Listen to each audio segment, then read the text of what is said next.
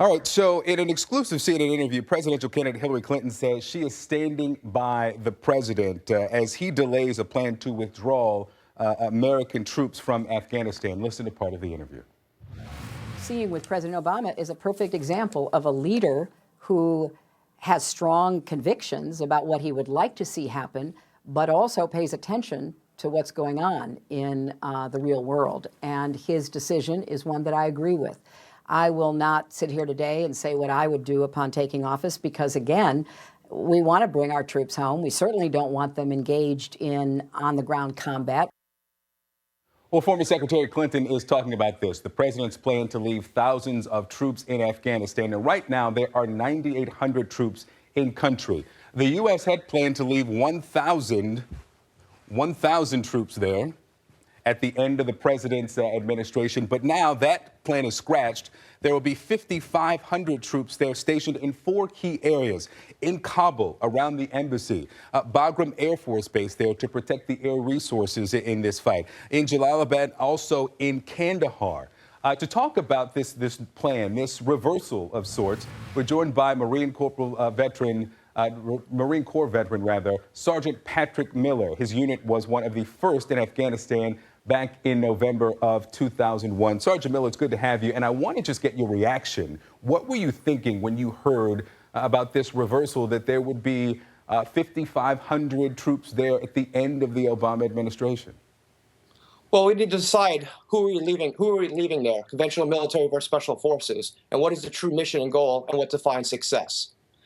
We need a clear definition of success, and is it worth our losses and of our brothers and sisters to stay any longer in Afghanistan? Well, the State Department says that the mission has not changed. Fighting terror groups, training and advising Afghan security forces there.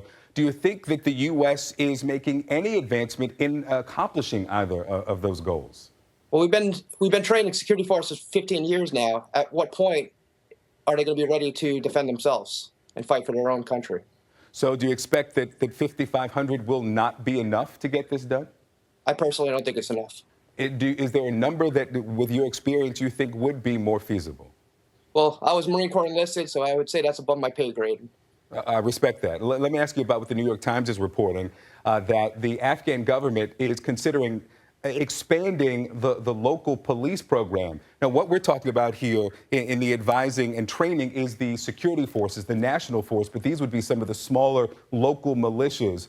The president, Ashraf Ghani, did not want to do this. The U.S. president and administration did not want to do this. What do you think about the expansion of this local police program?